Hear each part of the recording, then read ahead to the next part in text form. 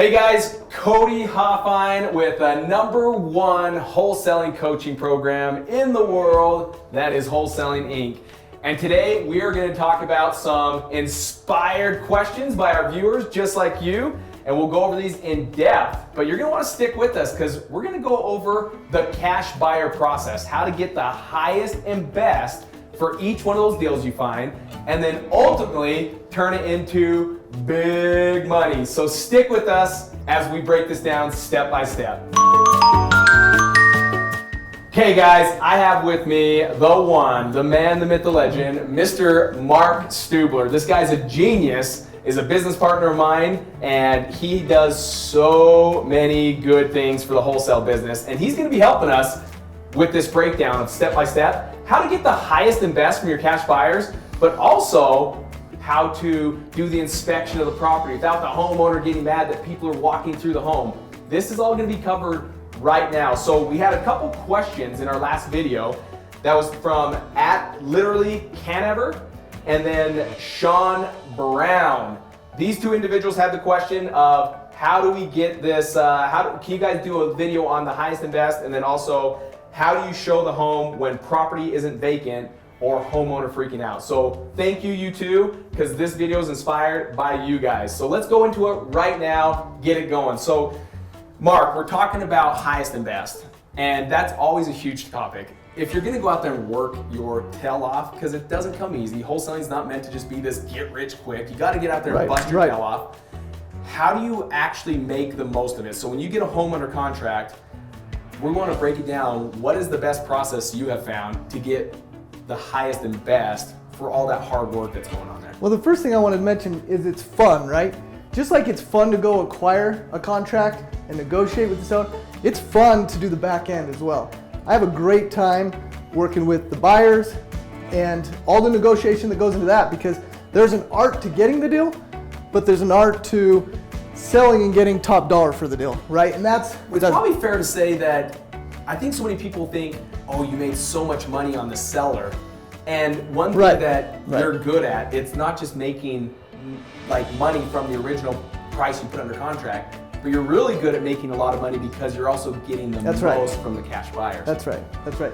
And really it starts with just having a process. You asked, and that's ultimately what it comes down to, is you have to have a very systematic way, just like you're very systematic about acquiring a contract, you have to have a very systematic approach to the word I'm looking for is the distribution of the contract, or your exit strategy, right? And so the process can be really your process, but you just have to have some rules that you live by. And the rules that we live by start with give yourself time. Because so many times you get a contract and you feel like within 24 hours you have to have an exit strategy. You have to have a resolution to what you're gonna do. And I think you get a little bit anxious, and that anxiousness can cause you to make a decision that frankly you're not getting top dollar for the opportunity you've created for yourself, simply because you allow the urgency of the situation to dictate the speed. So you have to just sit back and say, I've got 10 days due diligence, I've got lots of buyers, I'm gonna give myself the time necessary to evaluate all the opportunities. This is huge. So you must do this because you're perfect. You've never made any mistakes, right? Right. It's because I've done it. Where literally I'm like, oh, we got a contract now. I've got to find somebody to buy it. And I literally make the first decision, and then I found out, wow, there was a ton of interest, and I just found the first buyer that wanted it, and I exited too quick because I didn't have a process in place. But you're exactly right. I learned from messing up. One of our favorite is never become a CBE, a cash buyer's employee. How many times did we fall victim to being the cash buyer's employee, where we just quickly, someone gives us an offer and we're like, well, that sounds good enough, let's just roll with it. Right. Versus just absolutely saying, no, slow everything down, like slow it down. Because there could be 10 other people interested, and what you thought was amazing could turn into absolutely incredible. So slow it down, I love this. Give yourself time / slow it down. And that's the whole thing is, at the end of the day, in fact, I think I first heard this from Todd Toback. You guys all know Todd Toback. He specifically teaches that you have to have a process and you have to go through it, and don't let the anxiety of the situation dictate the speed of which you accept an offer or start becoming the employee of the cash buyer. That's exactly right. Awesome, awesome. What other steps? So the next step is set the right expectation. With the seller or buyer? I'm going to get into both. Perfect. So set the right expectation with both the seller and the buyer. So because we're talking buyers specifically here, it's setting the right expectation. If you've given yourself a full week to collect offers from the buyers, set that expectation. We've made the mistake of saying, hey, we're going to accept offers till noon on Friday, as an example. Noon on Friday comes and we still have 2 or 3 or 4 that are totally interested but haven't been able to formulate an offer, and we feel like we're breaking commitments now to the offers there. And then there's this feeling between the buyers of, well, you're just playing my offer against others, and that's certainly not what an atmosphere you do not want to create. You do not want the buyers to feel like it's a frenzy of you're just playing one off the other and you're not being loyal to the group as a whole, because that's certainly important, and maybe we highlight that somewhere, is you have to be loyal to all buyers. You have to have a high level of integrity, and you can't compromise one offer with somebody else by playing them off each other. But you certainly can give them the right expectation, and that starts by telling them we're going to collect all offers before we accept the winning bid. One thing I want to capitalize, he shared some good points here. Guys, really get a piece of paper and a pen or your laptop and jot this down. Do not make your cash buyers feel like you're always just using them as to be a battle war on how to get the highest and best. That is not the point behind this. It's being fair and honest to each one of your cash buyers. Mark couldn't have said that any better. Be fair and honest to each one of your cash buyers. If not, you're not going to last long in this business. It's something that integrity's got to be at the utmost value when you're out there working with your cash buyers. I love it. Setting the right expectations with your sellers. And what this is all about is being fair with the person that you just build a relationship with, you've just engaged with them, they have your trust, hopefully a lot of trust, and you really have their best interest in mind. If you have their best interest in mind, your dialogue with them is completely transparent. You're sitting down with them and you're saying, look, I'm going to find the most best way or most financially stable way to exit this property. And in order to do that, I need to bring my partners. These partners might include financial partners. They include potential contractors, appraisers, and my inspector. All of the people that I surround myself with that help me make a decision on the property. But setting the expectation with the seller so that they know, hey, I am going to have a small army come through.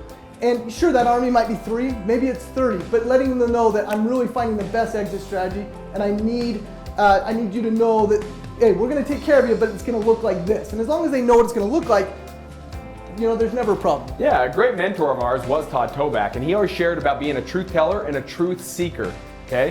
What does that mean? It means setting those expectations, even in your mind, 'cause your mind's telling you, oh, they don't want to hear the reality. They don't want to hear the reality that you're going to make money on this deal. They don't want to hear the reality that people are going to be walking through my home. I'm telling you, your mind is telling you that. It is not true. It is a complete lie. It's only a problem if you think it's a problem. I want to repeat that. It is only a problem if you think it is a problem. So be able to share what you think is hard and it's really not. You're going to do it the first time and realize, oh, my mind is playing tricks on me. But do not do that. Don't fall victim to that. It's not hard. At the end of the day, they realize there's 3 things, right, that make this deal, right? It's speed, convenience, and price. And these people are so motivated that they are giving us our price so that we can give them speed and convenience. Right. They don't care as long as at the end of the day, you come up with a win-win solution that gives them the price, right? That gets them the money that at least that they can say, hey, I like this, right? We get our price, but we're giving them their speed and convenience. We come up with a win-win solution. At the end of the day, guys, they don't care about the process. All they care about is that they get that money that we just put an agreement together on. So don't overthink this. Be able to share what you think is difficult and you'll realize it's not, and tell them the process. Guess what? We might have other partners on this. We are going to have plenty of people walking through this home because there's going to be people inspecting this home that may have not caught exactly what we thought. We thought we caught everything. And then all of a sudden we have someone go through and be like, did you realize this home is slanted and the foundation's cracked and it's sloping? No, thank you for coming out. because at that point, these other sets of eyes are gonna help you as well. So be okay telling them what's going on, because at the end of the day, they only care that they get the price that we put an agreement on. Does that make sense? Okay, is there another step? Yes, I want to highlight the fact that with the buyers, it really is advantageous to have them all come at the same time, hosting an inspection party. Ooh, why do you want them all at the same time versus just, oh yeah, you can go on this time, you can go out on this time, you can go on this time. What does that all-in-one do? If you've ever been down to the county courthouse, this will answer your question. They literally create a frenzy, and it becomes almost like a, what do you call it, an arm wrestle match, where they're literally just, trying to fight for the property. And that's ultimately what happens here. When they see a buzz around the opportunity, it creates the special sauce that you want to ultimately stimulate the offers that you need for the property. So if you really want to get top dollar for the property, you want to create a frenzy. And the frenzy starts by having the party, having them all come at the same time. And certainly that goes back to the expectation. If you're telling the buyers, hey, I'm having an inspection at this time, I'm going to inspect it myself, and at that time I'd like you to join me for an inspection. At that time, you're creating a scenario where you're going to get the best possible offer for the property. So let's take it back just one step. What allows a lot of interest? What allows a lot of buyers to actually want to get out there and look at this property? Are you pricing this property like right out of the game, like boom, I'm going for the home run? Or where's the strategy on where you should price this that actually gets this frenzy going on? So that's another point in of itself. It's strategic pricing. So when you send it out, you need to have it at a number that clearly is going to cover the net you're trying to, or the nut you're trying to cover, or the number you're going for. We oftentimes pick a number that is we're going to be happy with, but it's a suggested starting price. The suggested starting price is key because you're sending the message right out the gate that this is where we anticipate suggested starting. Just as so you're not asking when you send out an email blast or a text blast, you're not saying, hey, and the price for this is this price. You're actually just saying suggested price here, so that all the cash buyers are also very aware. Right. That's just a suggested price. They also know right out of the gates, it's get out here and make an offer. Right. And here's why. Crucial, guys, crucial. I'd like to tell you we know everything about the property, exactly what it's worth, but that's the other reason for the suggested price. We may not have the crystal ball with all the information, and because of that, we understand that we need to start with the suggested, and actually because of that, we often, if not always, have the prices generally go higher than what we start at. So let me give a scenario maybe, and you kind of give me what your thoughts are on this, okay? Sure. Let's say the home is worth $250,000. And we put this home under contract, I'm gonna make up a price, $130,000, okay? Ultimately, what do you think this will be assigned for? What do you think a cash buyer will actually pay for this? Well, when we first put the property under contract, we started with what the rehab costs were gonna be, obviously all the factors that went into that, certainly the closing cost and everything went into the selling expenses. But at the end of the day, if all things are equal and it's generally around your standard price per square foot for rehab and you're evaluated that way, then I would tell you that for this property here in our market, we would be able to probably assign or make a profit somewhere between 30 and 40,000. We'd probably be able to assign it in the 159 and probably send it out to buyers right around the 149 mark. I don't know how specific you want. Love it. That's what I'm going at. So essentially, we could sell this for $160,000. Yes. And there'd be a $30,000 difference. So are you sending it out to the cash buyers at this price? Well, no, and that's the whole key. This is the key, guys. This is that frenzy we're talking about. and that's the beauty of this, is you're gonna send it out at the 149K with an understanding that you're gonna create the frenzy, you're gonna get the buyers out there, and they're gonna dictate the value of the property. If it's not worth 160, you're not gonna get offers. No harm, no foul. If it's worth 160, if it's worth 170, the offers are gonna dictate that. And that's the beautiful thing about creating the frenzy, giving yourself the time, setting the right expectation. You're gonna continue to drive that price to the number that ultimately supports the value to the buyers. Awesome. Have you ever had any seller come back to you and say, what? You had 10 people walk through my house? Why didn't you tell me this stuff? In the early days, yes, because we didn't. This is key. I wanted him to actually say this. Why? Why in the beginning days did they get mad? Well, it started because we didn't paint a clear picture for them. We didn't set the right expectation of the seller, and that's our responsibility. And at the end of the day, when we've been fully transparent and fully clear on what they can expect, we don't have that anymore because they know exactly who we're bringing and why we're bringing them. To the point, Mark, where now raving reviews, right? Where these individuals, Mark shared with me a voicemail from one of the sellers that was calling and was teared up thanking us for this service, being able to help them out. We let her stay an additional, was it over 30 days at the end of the time? It ended up, yes. So it ended up being over 30 days that we had closed on the property. We held some back in escrow of the money, so she didn't get all of it, but we let her live in that house for an additional 30 days, which ended up being a little bit longer than that, free of charge to make this work. So when I say wholesaling is not about the money, it really is not about the money. It's about giving more in value than you would ever charge in price. It's about serving these individuals, these sellers, and loving them and helping them through their struggles. And the byproduct is you get to put them under contract and go through this process and make money with your cash buyers. But at the end of the day, it's not about the money. If you chase the money, you're gonna be broke and you're gonna be out of this business so quick. Serve and love the individuals you meet with like you would be meeting with your own mom. Me and Mark talk about this in our trainings all the time. If your mom came to you and says, son, I'm behind on my mortgage, would you simply say, okay, how many bedrooms, how many bathrooms, how many square feet, what does it look like, what condition is it in? No, and if you did, shame on you, right? You would sit down with your mom and say, Mom, why didn't I know about this? Why didn't you tell me about this? There's no way I would have let you struggle. How can I help you? Do you need me to help move things out? Should we start selling some of the stuff that's in your basement? What can we do to start doing this?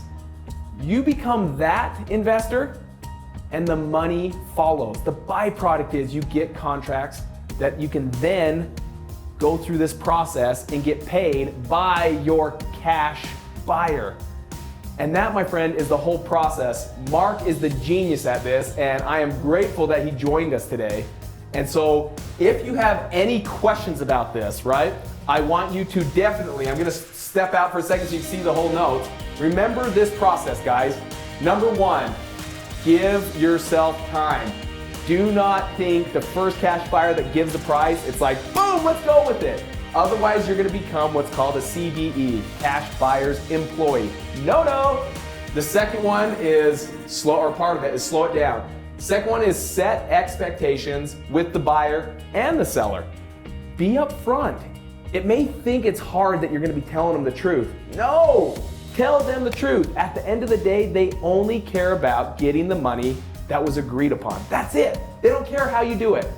And then third, you want a lot of buyers to want it. So price it not at the high, what it's gonna ultimately go for, price it below that so that you get a ton of people saying, oh man, we gotta get out there. Because then you get their egos involved and you get that arm wrestling match going, who can pay the most for it? And ultimately, this will allow you to capitalize with these great deals that you're finding, and that ultimately you're making majority of money with your cash buyers. I hope this video has helped. What I want you guys to do is hit that subscribe button. You've got it right here, in big, in bold. Nail that subscribe button. Also hit the bell. I won't draw a bell because I can't draw, but hit that bell and it will alert you when we update and when we put in new videos so that you can watch them right when they're readily available. And then also, I want to know, what is it that is your biggest struggle when it comes to dealing with sellers and cash buyers? Write those questions down below and I'll be hopping in and commenting on them. Take care, guys, and we'll see you on the next video. Thank you.